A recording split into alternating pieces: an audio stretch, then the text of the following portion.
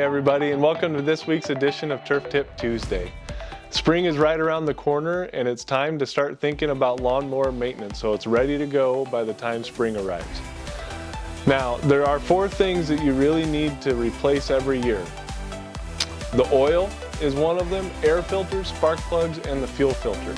All of these are really usually pretty easy to change, and you can get these parts really anywhere online on Amazon or any of your chosen websites.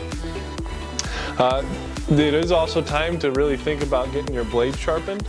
You take those blades off, you can either go and take them somewhere and get them professionally sharpened, or you can sharpen them yourself if you have the tools. Some things that people don't think about that are generally overlooked is to check the battery. Make sure it's charged and that the battery health is good.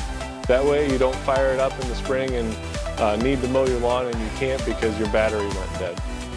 And the final thing that I would check if I were you is to check the belts. You want to make sure that they're in good condition, that there's no major nicks or cracks in them, and that they'll last you for the season to come. Thanks for watching this week's edition of Turf Tip Tuesday. At Grow Pros Lawn Care, we want you to enjoy your outdoors. And don't forget to like, subscribe, and share this video. Thanks.